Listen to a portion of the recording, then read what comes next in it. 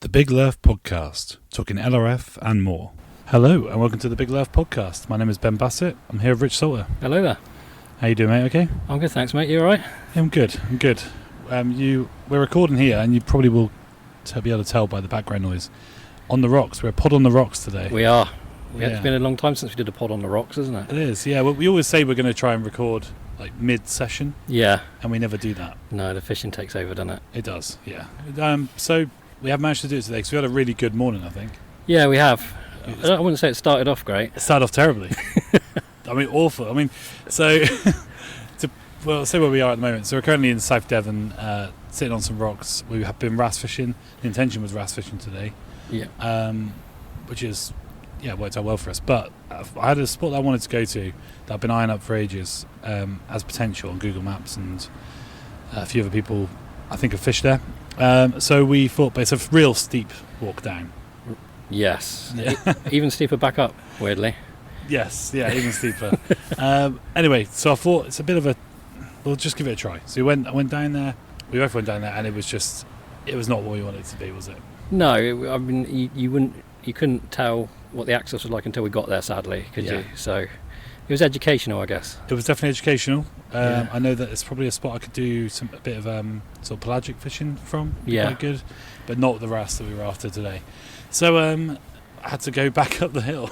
And that was hard, wasn't it? It was seriously hard. I learned some things about my body today, I think. Yeah, I think we must have stopped like 10 times on the way up. It was not good. No, it was really tough. I thought you were going to die at one point. I was a little worried at one point, but yeah, I mean, I'm glad you didn't. I pulled it back together, thankfully. Yeah, thankfully. I mean, you've had some nice fish today, you know. So. We have. It was worth the adventure in the end, wasn't it? Indeed, yeah. So we walked over to a more accessible spot that we should have just gone down in the first place. Yeah. And I arrived here today in a bit of a rush. Again, it's that's your life at the moment. That is my life. Yeah, looking after Rexy boy, and I got down here and I didn't have my wrassing rod. No, there's quite an important. Quite an important element of when you're going for these hard fighting fish that you have the right rod to actually be able to tackle them. Yeah. So what did I come down here? I came down here with a 10 gram triple cross and a 5 gram rated Achidu. The only thing I could do really, I was thinking, is I've got some sunline fluorocarbon, 3.5 pounds, put that on my reel all the way through and use that to try and just catch some light game, very light, ultra light really. Yeah, wrestling. so obviously with abrasion resistance in mind. Exactly that, yeah. So sacrifice the feel for abrasion resistance, which actually has turned out to be a little bit of a revelation for me today. As you've had a good day, haven't you? I've had a really good day, yeah. I've been obviously catching lots of small ones, but I've had a couple of really decent fish. 42 centimetres has been my biggest. Yeah, that was a belter as well. Yeah, and a couple of nice ones before that too. Yeah, that's it. And a gnarly fight in amongst what looks kind of almost like a natural swimming pool. It's kind of with the waves breaking over it. It's really cool. But I think probably a good idea right now is to sort of try and break down the way we approach wrasse fishing. Because I don't know, we talk about it, but probably not in much depth, I'd say. Potentially, yeah. And obviously, I'm looking at it from a very ultralight perspective, which I don't recommend for the big fish, but for the smaller fish, it's really good fun. Yeah. I think probably let's talk about how we do it properly first. So obviously what have you got rod-wise? So I've got my triple cross hard rock, which I bought as a wrassing rod. Which is rated up to 25 grams. Yeah. I think it's 7'9", which is I would like a rod under 8 foot for wrassing. Not too long. Just sort of. You want it to be manoeuvring around those scullies and things. Yeah. I think I get 3,000 size reel on it, 20-pound braid, and I think I've got some 17-pound fluoro on there. Yeah, and how long do you normally make your leader? I think I've got about 3 foot, I'd say, on there. Yeah. Just where you'd hope you've got enough on there. If they do pile down into a hole or something, you've got that abrasion resistance. That is the main problem with wrasse that we have. They're incredible fighters. The first run, if anyone hasn't targeted them before, the first run is unbelievable. It is. It's violent. It's brutal, isn't it? Which is why we keep fishing for them. It's exciting. We were talking earlier. I mean, if you really know what you're talking about with ballan wrasse, like these are really enviable fish for across the world, really. Yeah. I think powerful. We were saying that they are a really decent sport fish, aren't they? That's it, yeah. Powerful, willing lure takers. That's it. And I think it's important to say about what kind of technique we're using, really, because it's not immediately obvious the best way to target a wrasse. No. Without doing any research. Yeah, true. I mean, They like to hang out, in the area we are, or the sort of places we're fishing now, don't they? Rocky, snaggy. Yeah, you're looking for sort of gullies, lots of kelp and rocks, and they will come out in the open, but you tend to find them right under the overhangs. And if you like you say, you find the gullies or the slightly more sheltered sort of inlets. Yes. They like to hang around in those areas, don't they? Yes. Under the ledges, as you say. And then obviously lure choice, we'll do that first. So, I mean, I've been using today sort of like 2.5 inch style lures, which is very obviously much smaller. Yeah. But really, you don't want to go too big, do you? No, I don't really like going much over 3 inch, really. I know some people prefer to fish 3 inch and above, don't they? Yes. But I guess if you're really trying to pick out a massive one. Yeah, if you were focused on getting those, I guess, £3 pluses constantly. Yeah. But as we've discovered today, the good wrasse will go for smaller lures, won't they? That's always been my experience of them. Yeah, I think quite often I've been fishing very, very small lures, and they've been happy to take them. And that could be in an urban environment. That's most likely where it normally happens for me. Yeah, yeah. But obviously, if you're fishing out on the rocks as well, they surprisingly small lures they go for. Yeah, I mean they are generally foraging, aren't they, and picking through weed and. It's probably a bit more of a safe bet for them as well. Yeah, yeah. Because there's people. The general angler is probably fishing quite a big bit of ragworm. Yeah. Here or hardback crab, something like that. Yeah.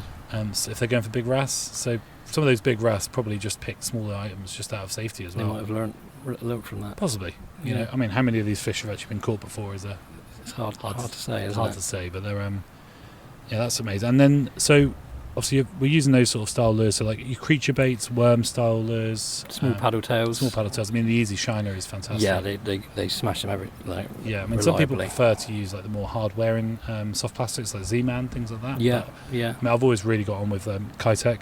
I think it's just that attraction, the suppleness. Yeah, you just accept that you're going to sacrifice a few, but they do bring bites, don't they? You do catch fish on them. I remember Andymytton once saying that you kind of have to treat them like bait. Kitech lures, and I can understand that. Yeah. But they do outperform other soft plastics. They do, yeah. Definitely. And so I've been using different rigs today. I've been using a free rig, I've been using Texas rig, and they tend to be quite popular. What have you been using today? I've stuck with the Texas rig. Is my favourite rig for wrassing. Yes. Sometimes experiment with like chebs. Find they snag a lot more. Chebs snag a lot more. Yeah. More components, I guess. Yeah, I guess the way they hit the deck, if you know what I mean. With a Texas, your hook's separate to your weight, and sort of flutters down. I don't know. To me, it feels like I'm snagging up a lot more with a cheb. Yeah. But I haven't really considered the science side of that. No, I would say. I mean, to be fair, I haven't snagged once today with a free rig or Texas rig. Yeah. So, yeah. I mean, the only difference, if you don't know, between a free rig and a Texas rig is literally just the type of weight you use. Yeah. It's not a cone weight. It's like a stick weight. It's just got obviously a swivel. It's instead of being like a drop shot with the pincher style eye on it. Yeah. That pinches your line. It's one that just goes up and down your line completely free. And I really like that style because I feel like that very thin weight gets caught less and less. Yeah. You've done well with it today, haven't you? Yeah. Like you say, you haven't lost any rigs, have you? Not through snagging. No. I've had a couple of fish absolutely destroy me, unsurprisingly. Yeah. And that's the funny thing about wrasse fishing. We were saying that it's even when you're using the heavier gear, there's still a chance that a big fish will smoke you. Yeah.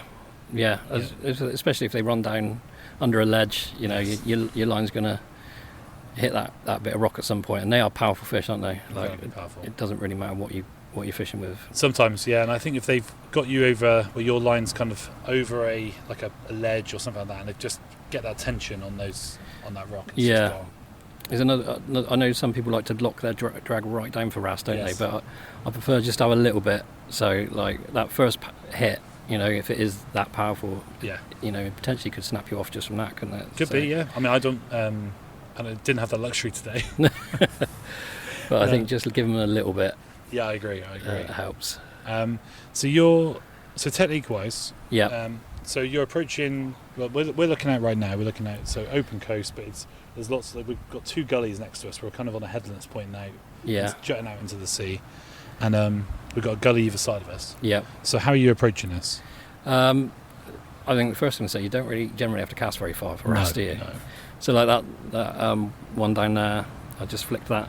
And that was a big fish. That's your best fish today. Yeah, literally, probably less than 10 yards. I flicked it across that little gully, and just let it drop to the bottom. I think that's the crucial thing, isn't it? They're on the bottom. They're on the bottom, yeah. They very rarely take... I mean, you will have them take maybe water sometimes, maybe on the drop. But most of the bites come when either the lure is stationary or is just moving. On the pool, yeah. I mean, normally I'd sort of hop a couple of hops and then pause, but there I was kind of feeling it through that gully with the weed. There's a lot of weed in that gully, yeah. And then it hit it, and the rest... The rest is history, yeah. So, I mean, that's a lovely fish. We'll talk about it in a moment. But so what you're trying to look for when you're going for wrasse, in my experience anyway, is you're looking for the sort of deep gullies, the overhangs where fish can hide. Because if you look in a gully and you can see there's almost no cover at all, there's not going to be a wrasse in there. Really. No, there may be small ones, but the sort of larger, sort of half pound up style, they need cover. They're quite a big target for seals and other predators. That's it, yeah. They want to be somewhere where they can just get underneath a rock if things. And it's a good spot to ambush from as well. Definitely, isn't it? Yeah. Probably even more so that really. Yeah.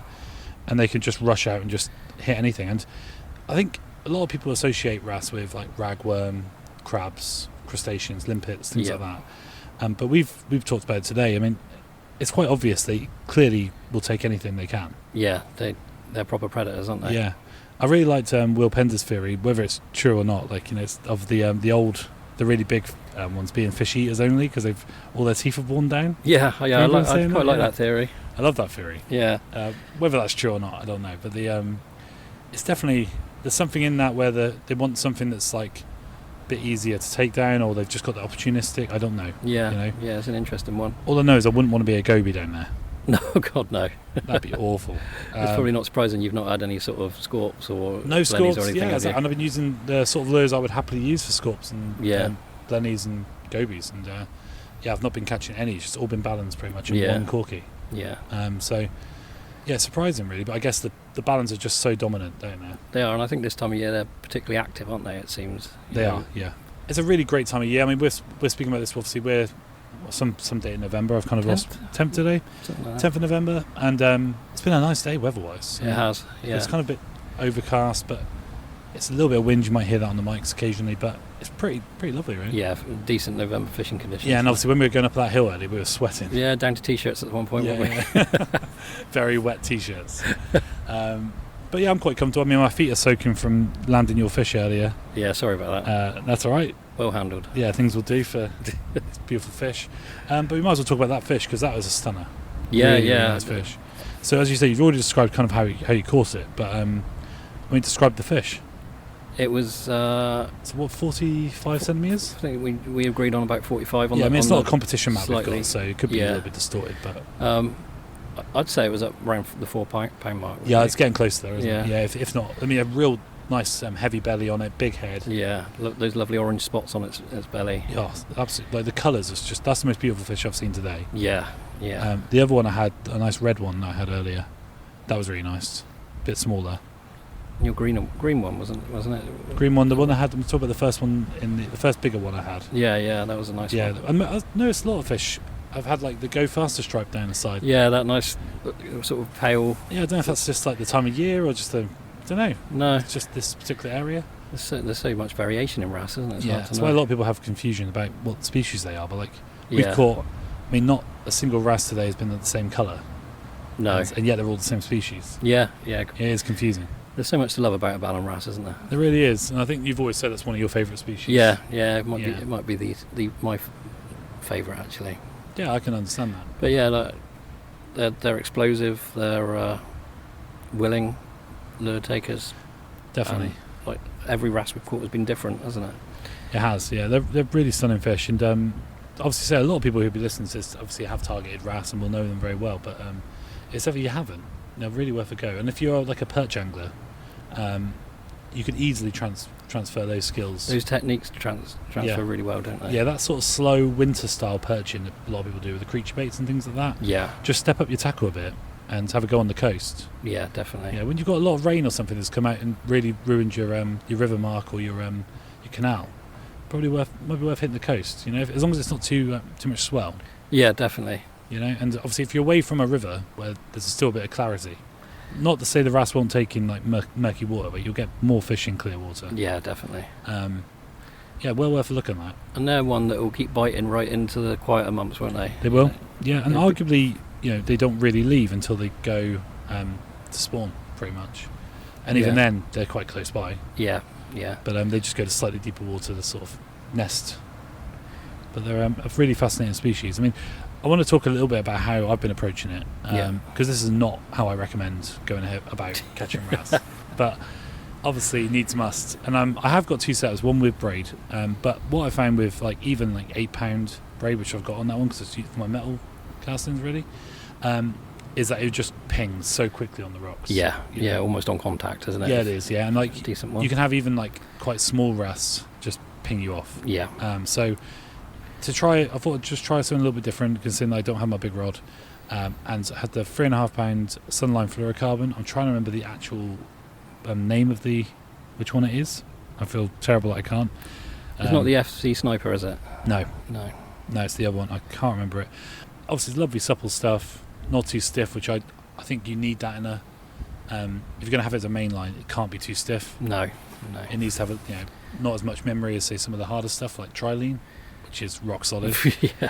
And I've been just using a 5 gram. What I found immediately, I started off with a 1.8 gram free weight, and that was no good. I just couldn't get just not the contact. Yeah, I couldn't feel it, and I think with that fluorocarbon, you don't have that feel that you do get with the braid. No, that's what you lose, isn't it? Yeah, massively. And it's a big change. It takes a little while to get used to it. Yeah. But I put on the weight a little bit more. Obviously, I'm kind of maxing out the rod because it's 5 gram reared, 1G edgy do, but it can take a little bit more than 5 grams. So what hook is it you're using on that? I'm using it's the Decoy SS worm hook, and it is just absolutely lovely. Lovely little hooks. Yeah, really, really nice. And obviously, because you've got that small profile weedless hook, you can use all your small soft plastics. So you could use your Kaita Easy Shaker, which is what I started on. Yeah. I started catching on that. I've had a lot of on the Piku pintails from that's been good to see. Yeah, I don't use those enough. I mean, they're really, really nice, and they stink. Yeah, they're actually proven to be quite effective. I think we both could probably do with putting more time into them, but they've accounted for a few fish, I think, between us. Yeah, and them and the Bellows Gill, really. Yeah. Fantastic soft plastics. Definitely for wrasse. And but obviously my favourite today has been the Mad Wag Mini, which is just my favourite Kitec lure, I think. Lovely little lure, that. Yeah, really nice tail. And I've been using that in the pink and the sort of, I forget what it's called, it's got a green and red fleck in it. And it's almost like a motor oil type. It is like motor oil, but it's greener, and it looks like a ragworm. Yeah. And it just, it caught me my biggest fish I've had today. Yeah. And it was just, which went crazy. And I think if you're going to play a big fish on these rods, all I can say is try and use the rod, bend it the right. You try and go with the fish a little bit. You keep it sort of the rod angled against the fish, sort of trying to describe the angle really. Yeah, I had a good view of you playing the best one you had, I think it was, wasn't it? And how you use the rod. And you could see the rod working as well for you. You have to use the rod. That's the thing. We have these great rods, and you've just got to let them absorb some of the weight of those fish. Yeah. Because the line is obviously very fine and could go at any second. So the rod's there to do its job. Yeah, absolutely. And although obviously the Agidu rods are quite fast action, they have got a lot of once you push them, they've got a lot of power, but they'll cushion that those strikes and those the dives that they're doing. It's incredible. Yeah, so I've been really, really impressed with the rod today. It's so it's looked good. You've done well. You've done well. You smashed it. Yeah, I've had a couple of times obviously where I've just cast out and they just rinsed me. But that's, I think, more to do with where I was, the conditions and stuff, if I was above them. Yeah. Because if you're above in the gully, you can kind of angle the rod against them a little bit easier. But if they've got anything in front of you that they can dive into. Yeah, I think having that vertical pressure makes a big difference, actually, doesn't it? Yeah, I would say that every time I've ever landed a big wrasse on LRF gear, it's been because I've been above the fish. Yeah. If they've got any angle against you, you're not going to win that fight. No, they know where they're going, don't they? Know exactly where they go there fast. Yeah, they really do. So yes, I think obviously we're halfway through our sort of session today. We're going to try some different things in a bit, but I thought it'd be a good opportunity because you've been abroad. I have, yeah. Which is probably why you're so chirpy today. Do you think so? Yeah. I caught some nice wrasse as well, so that always brings. That does help. Face. Yeah. So, I mean, you caught some nice fish over there as well. Yeah, I had a lovely time over there. Yeah. So obviously we've talked about it before. Obviously you've been doing quite a few trips recently, haven't you? Really got into it. Yeah. Until May last year, I'd never been abroad. And you've been there? No, I think that was my fourth. That's mad. Fourth trip abroad, I think. Yeah, and I just want to put out there, Rich is not a rich man. You know, he's just obviously, his wife's just got an eye for these deals. Yeah. And you're just going out on these incredible deals. Yeah, I do think that might be the last one for a year or two. Like, but, it was great. It's it's nice to get away from the wind and the rain for a bit, isn't it? Definitely, yeah. Especially this time of year when it starts to turn. I think we had some awful weather while you were away as well. Yeah, I know you messaged me saying you timed it right. Yeah. So yeah, that was nice. A bit of sun. Yeah, and so what you some highlights of that then, really. Yeah, so tell me what was. Well, yeah, I, to make the most of the fishing opportunities, I went out sort of like 6:30 in the morning and just did a couple of hours before coming back for breakfast. So, which is the tactic that sort of worked before well for you, didn't it? Yeah. So this obviously I went to Cyprus last year as well. Learned a little bit from that because we stayed the same place. Yeah. Okay. Fishing's obviously popular over there because I generally fish within walking distance, and a lot of the spots are already taken. So you sort of just find a likely looking spot. Yeah, it's interesting. You were saying that literally everyone fishes there. Yeah, it feels like it. You know, every corner you walk around on the coast, there's two or three guys fishing. Always very friendly. Yeah. But I'd learned a couple, a few good spots from the year before, and just picked a different one each morning. And I was a little bit when I got there, there'd been a bit of a storm, so there's quite a lot of swell. So I was a little bit sort of limited for the first few days. But there's lots of ornate wrasse, lots of ornate rockfish. Yeah. But if you sort of get through those, there's lots of variety to be had over there. Yep. So those obviously the ornate wrasse. I mean, if you've never caught one before, you'll be very happy to catch one. Yeah, they're beautiful. They are incredible. I mean, the colours they are just out of a tropical fish tank, aren't they? Yeah, they got the bright blues, the greens. They don't really look much like a wrasse, do they? Apart from their teeth, perhaps. Yeah, obviously, they clearly are a wrasse, but they don't look like them. But they're and they're not very big. No, I think half a pound. Well, not even half a pound. Probably a few ounces generally. Yeah, I reckon even quarter of a pound probably be a big one. Yeah. They're kind of like Goldstein size, really, aren't they? They are, and maybe a little bit bigger. Perhaps Goldstein is probably quite a good. Good comparison, really, and in the way that they steal your lures and drive you mental sometimes. They're everywhere, yeah. So obviously you're getting away with them. So what sort of lures are you using over there? What sort of tactics? I personally found clear lures make a big difference. Okay. As natural as possible. Because the water's clear, right? The water's crystal clear. Yeah. Always. So I personally found. Obviously, there's a lot of a confidence thing, isn't it? But clear lures, like the 2-inch booty shake was just deadly over there. I ran out far too quick, really. And the smaller ones obviously worked, but small chebs. Yeah. With like the SG3s or SG1s even. And how do you find the SG3s holding up against some of those sort of harder mouth fish over there? You doing all right? They're all right. Yeah, I didn't lose many. You lose a lot to snags. Yes. I would say to anyone, make sure you go with plenty of gear and then probably double what you expect to use. That's my experience as well, being abroad. I think the Mediterranean is so snaggy. Yeah, and those sort of volcanic type rocks are they're unforgiving, aren't they? Yeah, and I guess because you don't get the big tides and stuff there, it's just like you don't get that erosion in the same way. No.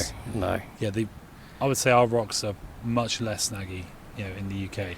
Yeah, it does feel like that. And sometimes you just get hit by a fish that you're just never going to stop, and your line parts before you even know what it is. Yeah, and that's the thing. You'll never know what it is because it could be anything. Yeah. Because they've got some special species, obviously. I mean, you just never know because the variety there is incredible. Yeah, and they've got quite a few of the Red Sea species now, haven't they? Yeah. So obviously, explain that. So what's happening there? So they've. Correct me if I'm wrong here. Yeah. They've come up through the Suez Canal, haven't they? Yes. And they're basically, I assume, moving along. It looks like it. Yeah. I mean, if you ever look at a temperature chart of the Mediterranean, because the Red Sea is incredibly hot. Yeah. Very, very hot, very salty sea, and if you look at the temperature chart of the Mediterranean, the hottest corner is that corner near Egypt, near the Suez Canal. Yeah. So I wonder how much those Red Sea species can move across. Yeah. Because even though it's maybe just like a couple of degrees difference, it may make a difference. But they definitely are. They're doing well in Cyprus anyway. They are. They sort of made their way certainly along the south coast of that. And they seem to be like I mean, we described them before as like evolved Pokemon versions of the Mediterranean fish, you know, because they're just like gnarlier they're looking. Quite wild, aren't they? Yeah. Like the squirrel fish, like a they're crazy. red and white striped, big-eyed, crazy-looking thing. Pokemon fish is definitely like Pokemon fish. They are on another level. They're I think the Red Sea species. I don't think I got any when I was in Greece, but I don't think I was. Obviously, Cyprus is further east, isn't it? Yeah. So, but I know they definitely have them. But obviously, I didn't fish half as much as you've been able to fish, so I may have come across them. But they're so obviously do you have any amberjack? I had one amberjack. Nice. Which always, I say always. I've caught two now. Yeah. But they're highlights for sure. They scrap like mad. They're dirty. They're just incredible. Cool looking fish. Yeah. A few blue runners, which again are quite. Yeah. So they're quite scaddy, aren't they? Kind of scaddy, somewhere between a jack and a scad. You know, or amberjack and a. I think the face doesn't look like a scad, but they got the that sort of scooped stand sides that look. They have, yeah, and they croak away. They're I feel like they're sort of the more willing predators over there. Okay. You quite often pick them up when you're working a lure, hoping for an amberjack or a barracuda, or you know. Yes. Still haven't caught a barracuda, but they pop up and fight well, you know, for their size, and they're always nice to see those. Yeah, and I think the one I was sort of most excited to see was the cornet fish that you had. Yeah, that was probably my favourite catch of the holiday, actually. And what was that caught on? That was on a 2-inch booty shake. Is that on a cheb? On a cheb. I was just, it was actually a spot that I'd driven to, because I was allowed a couple of slightly longer sessions during that holiday, and we'd found this little harbour with some rocky outcrops when we went for a drive. Nice. I thought, I'll come back here. And I was just working a cheb along a sort of little rocky ledge. Yeah. Just got the lightest little tap, and it came to the surface pretty quick. It didn't fight at all, really. No. But I let out a gasp, I think. Yeah. You got that on video? I hope so. I haven't checked the footage yet. But I look forward to seeing that. Yeah, I faffed it around with the net. I could have easily lost it, because after I'd spoken to people since, they've sort of said they got really thin membrane. Okay. And they quite often hook and lose them. So I didn't really deserve to land that, but I did. Yeah. And I was over the moon with that. Are they quite garfish-like? In terms of they're a long, thin fish, but they've got almost like almost a pipefish's mouth, you know, the way it sort of splays open. Isn't that what evolution is crazy? I know, and what's the benefit of that? And the way the fins come out further down the body, I couldn't work out which way to turn the fish until I looked at his eye, because they sort of look like they almost come out in the wrong places. But that's just like evolution just went a bit mad and it just went, yeah. I don't know what advantage it gets from being that shape, but incredible. Obviously works for it, doesn't it? Yeah, and obviously they just look insane. Yeah. Like obviously, like garfish look pretty mad, but these are on another level. Yeah, really. Yeah, and I recommend you either googling cornet fish or checking out Rich's videos and Instagram, because that was an amazing fish. Yeah, cheers. Did you only just get one? Yeah, just the one. Yeah. Did you see any around or anything? Was it just? I didn't. That's the only one I've seen. I know that they are fairly common, especially around sort of like breakwatery type areas. Yes. And they can be caught on things like little paddle tails and that. So it's not nice. out of the question. No, just a fun one to happen while you're on holiday. Yeah, a real nice surprise. Nice. But yeah. Do you have any tips for anybody who's doing sort of holiday LRF? Anything you've done it a few times now. Yeah, like I said, bring more tackle than you think you need. Yeah. What sort of components do you think you definitely got to bring? It's obviously like leader material. Yeah, and perhaps step up your leader. I mean, I was using 4-pound leader. I think that sort of. You still caught plenty of fish. Didn't think it was putting off. Yeah, the fish, I did find that maybe like trying to use a smaller clip, like just anything a little bit more finesse, helps sometimes, because in that clear water, especially in these spots where people fish a lot. Yes. Like just trying to be as finesse as you can without scaling down so much that you're going to get broken off all the time. That's interesting. Yes. Yeah, clear lures, and quite often fishing slower pays off, which surprised me, because I was hoiking lures about all over the place trying to assuming that was the way. But quite often when I paused and slowed down was when I caught more Fascinating. fish. Yeah, it's interesting. I've been. I think I fished very slow. But I think I played it very safe when I was abroad because I used a lot of scented stuff, and I was a lot of isom and gulp and things just to get the bites really. I would say if you want to bump up your species count, yeah, bring some of that, because a couple of the sessions where I did go to the gulp was where I probably added another 10 species. Yeah, because it does make the difference to the bites. Yeah, so you could easily get away with not bringing it. Obviously, if you don't want to bring it in your suitcase and worried about it going anywhere, but I think if you really want a big species count, you're probably best off bringing it. Yeah, and if you do buy a travel rod, you can fit it all in your suitcase, I found, so including a net. So yeah, you bring a net as well, don't you? Yeah, I mean, there's some fish that I would never have landed without one. No, you've got a very understanding wife, I think. I mean, I did wrap it up well. And, yeah. We did have separate suitcases. Oh, fair enough. Yeah, so it all goes wrong. It's your clothes. Well, yeah, it's on me. Yeah, fair Literally. enough. Literally on you. No, that's awesome. I really love seeing your pictures. Very jealous, obviously. I would love to be abroad fishing. Well, as I say, hopefully one day we'll be able to. Oh yeah, big Lerf holiday. Yeah, that'd be great, wouldn't it? It would. Just pick out the best spot for that. But really enjoyed seeing your catches, and I think we'll wrap up this part, and in the next part I think we'll get into some more controversial topics. Oh, can't wait. The Big Lerf podcast, talking LRF and more. Welcome back. I want to get into again more controversial topic, just because it's been on my mind a lot recently, and we've talked about it a lot. Yeah. I think for those of you, obviously most of you know, we've got the Big Lerf tackle shop now, and by running that, it's opened our eyes to what the tackle industry is like, and the massive challenges that it has. And the biggest one I see, and I think a lot of us are in agreement with this, is the likes of Temu and AliExpress. Yeah. Now, this is, as I said, controversial because there's going to be a lot of anglers who maybe listen to this, or certainly who are very, very active on other groups and things like that, who will feel very passionately about the other way on this. And, of course.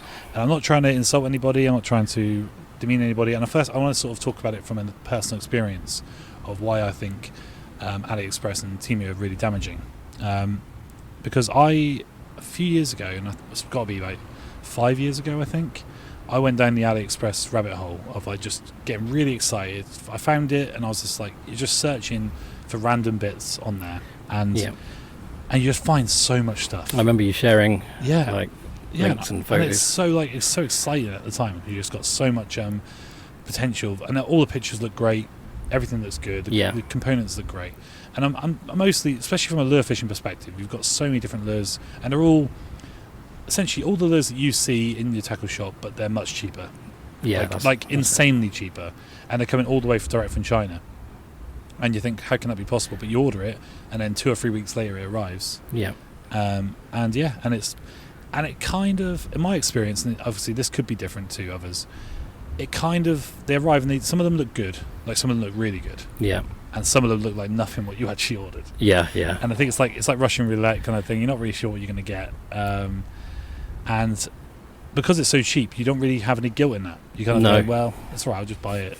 Not thinking about the amount of miles that's travelled to land on your desk or your in your front door, and what obviously so that had to be made, processed, and all that. And obviously we don't know the conditions and how that was made either. You're just excited, or you're not excited because you've got this either trash or brilliant lure you're really excited about. And then it's grown, and I never did this, but there are and obviously there's certain groups out there, I won't name them because I don't want to dig anybody out, but there's certain groups out there that become so excited about, particularly in ultralight fishing, of very, very cheap rods and reels. Yeah. Very, very cheap rods and reels. And so these sometimes people are being really heavily encouraged to go and buy a setup from Temu, AliExpress, and they can get them for like 26 quid. Yeah, it's crazy, isn't it? It's crazy insanely money. Cheap. And knowing what we know about the tackle industry, you just can't make any money on that if you want to try and compete with that from the UK. No. It's impossible. No. It just cannot be done. So my experience of AliExpress and Temu was AliExpress back then. Temu didn't exist. It was Wish as well. I remember Wish. Yeah, it's so bad. Was that I've just found myself. I think I used probably. There was one metal that I liked, which was a copy of a Japanese brand. That I managed to. That just randomly had quite good trebles on it, because the rest of them come with awful assists. Yeah, you got lucky with that one then. Yeah, and so I that was my I think the only good purchase in the whole lot I bought. Yeah. And that's a lot of not just money, because it wasn't really a lot of money, but it was a lot of time and a lot of air miles and a lot of work has gone into that for that to get land on. Yeah, it's crazy when you think about it, isn't it? And then for me to just essentially just want to put it, I think I've got them all probably in my shed somewhere. But they're never going to get used ever. No. It's just the most wasteful thing. A lot of the stuff because I've bought stuff as well. Yeah. Kind of reminds me of the cheap stuff you get in arcades that can't fall out of the machines. That's very good. It's sort of, it looks good from a distance, doesn't it? But when you get your hands on it, it's not actually worth using a lot of the time, And I mean, I think the rods, you could probably have a bit of fun with a really, really floppy, ultralight rod, but you're not going to get that real joy out of a rod that's been designed for that, and made to a higher spec. Yeah, and I think if you do get joy out of it, it's not going to last long. No, exactly. Likely, you're probably going to snap it at some point, aren't you? Yeah.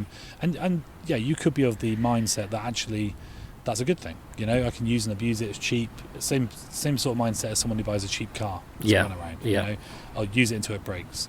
Yeah. And that's all good until you get yourself a decent car, and then you realise actually it's way better to get yourself a little bit more of an expensive car, so it doesn't break all the time. You don't often go back then, do you? No, because obviously your car's not breaking. No.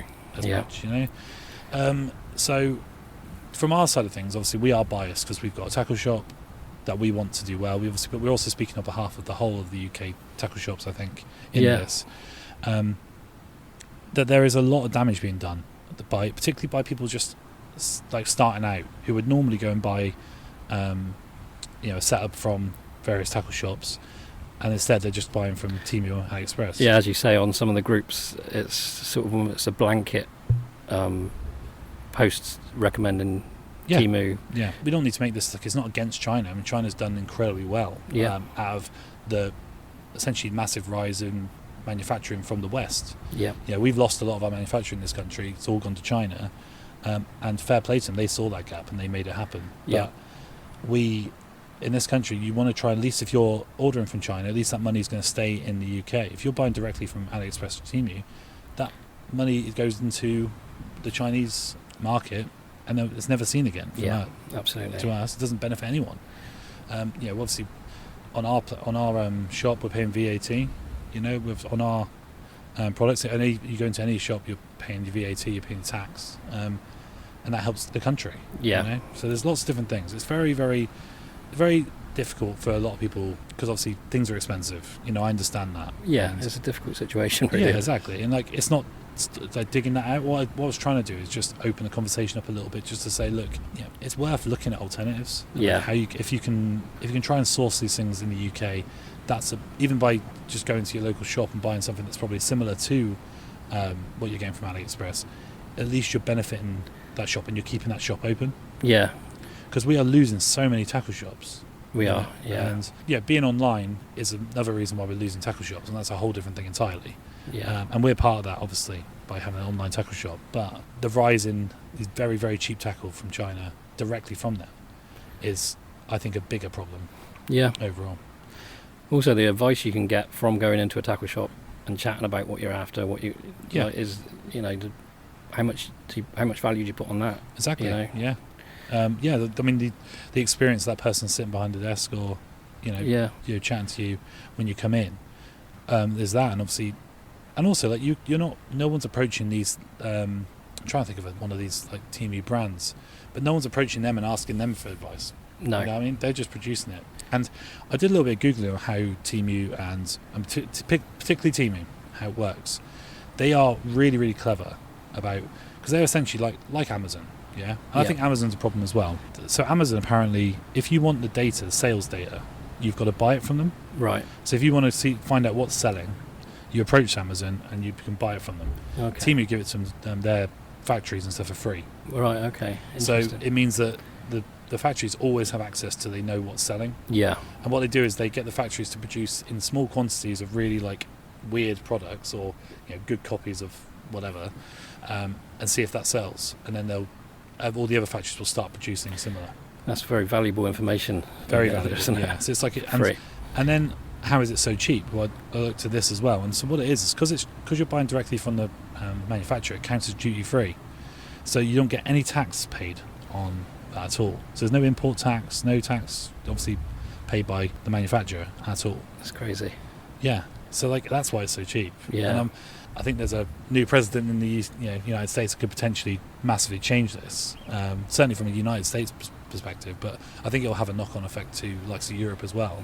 I think the EU are preparing something as well, aren't they? I believe so, yeah. To sort of try and stop this very, very cheap products entering the market and undercutting what's being produced in Europe. Yeah. So it'd be nice if we could just see it being fair across the board, wouldn't it? I think fair. Yeah. I think there's definitely room for it. Yeah. You know? I think but there definitely needs to be more expensive. It can't be as cheap as it currently is. No.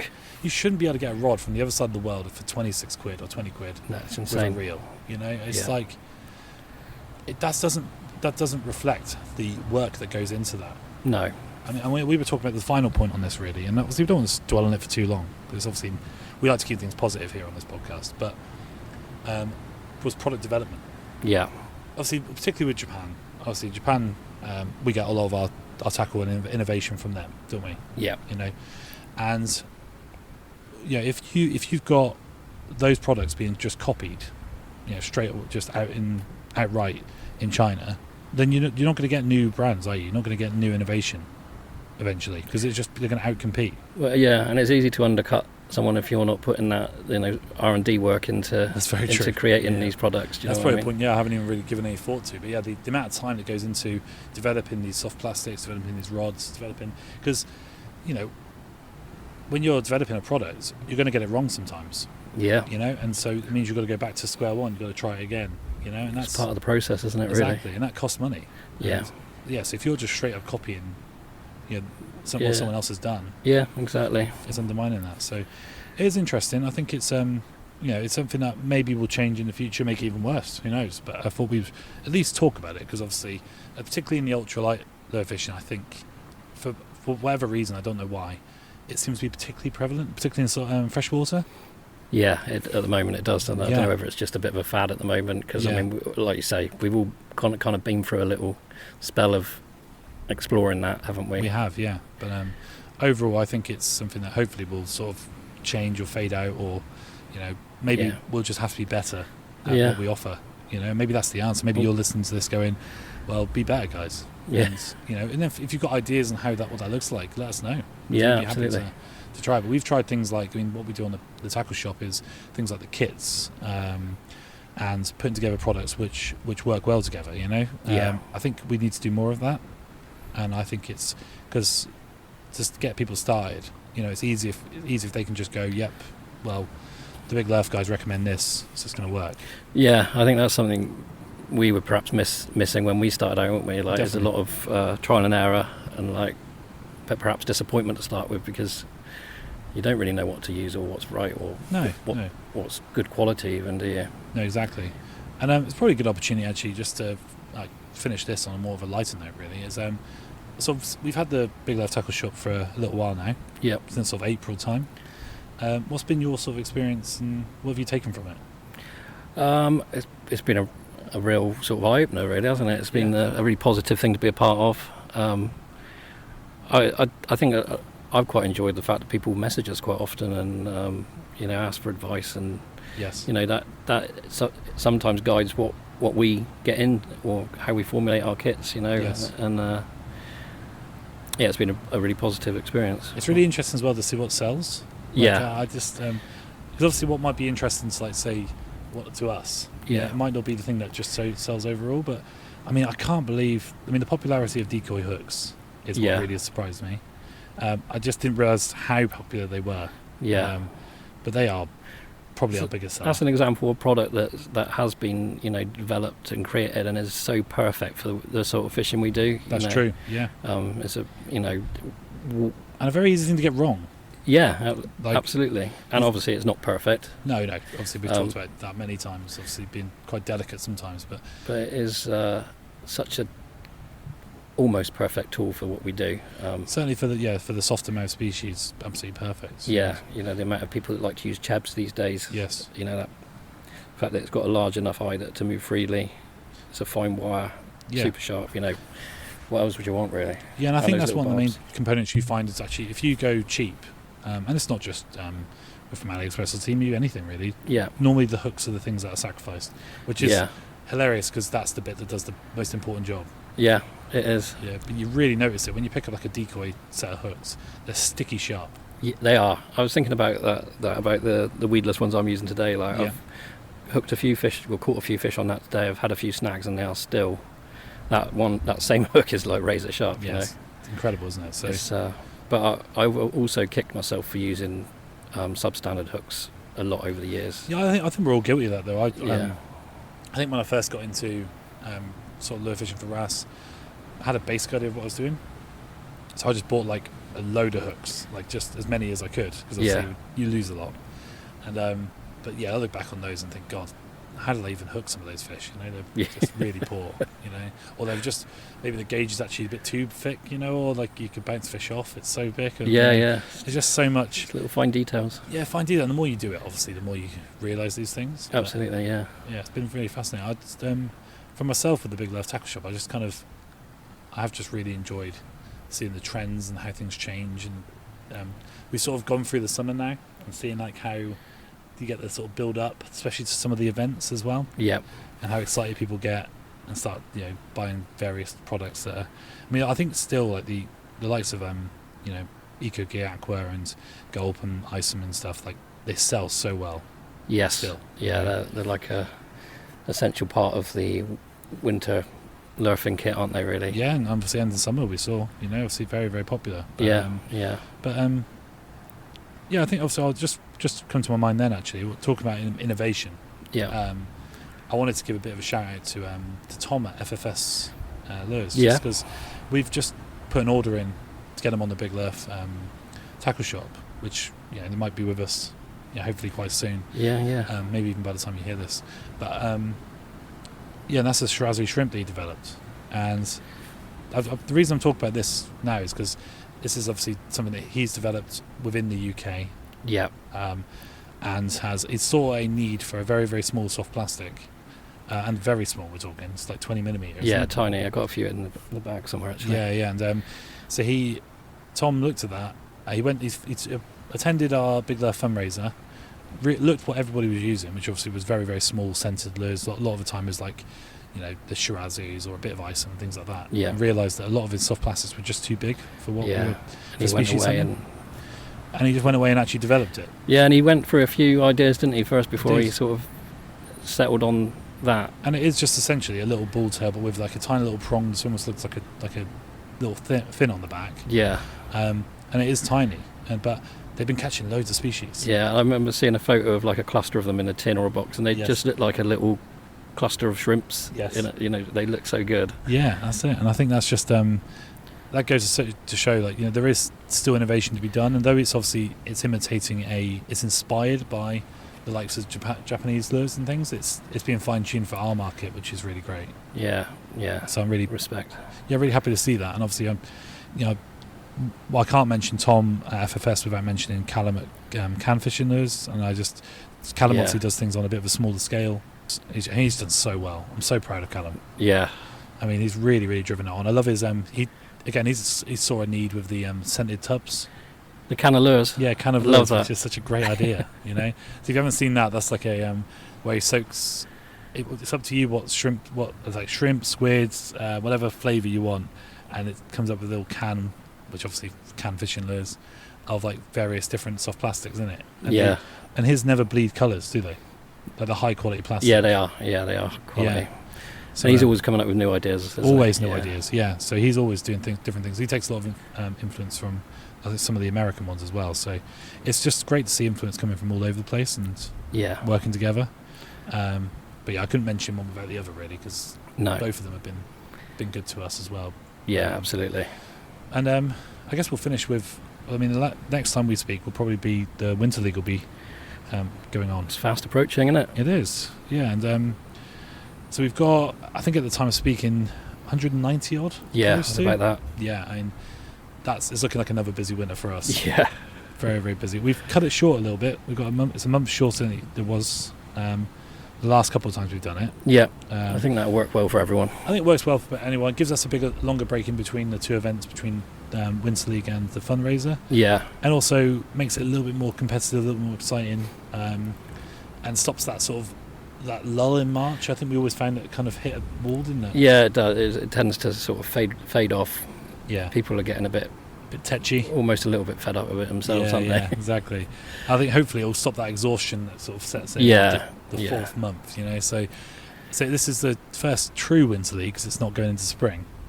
Yes. So obviously it may hurt the freshwater total a little bit, but I don't think it will hurt the saltwater total. No, I don't think it'll make much difference there, will it? No, but we're really looking forward to what people do with that, and we are adding things like the an unscented section to this one. So it's a bit of a challenge for people who want to just try and catch as many species on the non-aqua baits, the sort of not using ISOM, gulp, eco gear, etc. Yeah.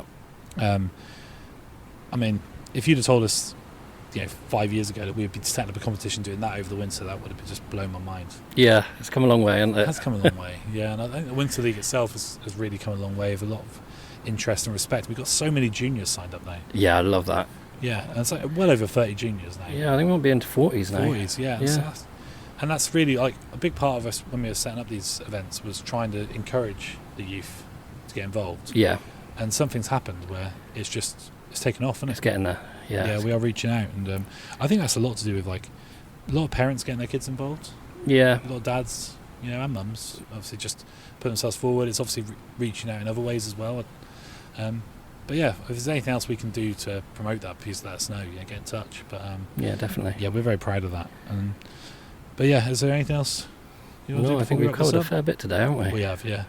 Yeah, as I said, bit of controversy as well. Controversy, but not too much. Hopefully, probably most people who listen to this would probably agree and quite enjoy their sort of tarty lures. But yeah, there's definitely cheap stuff available, But I just think you can do it without going along that route, personally. Yeah, there's definitely other options. But we're going to go and carry on fishing now. Yeah, we should do really, shouldn't we? Let's get some more fishing in. Anyway, thanks for listening. Cheers. Bye. The Big Lerf Podcast, talking LRF and more.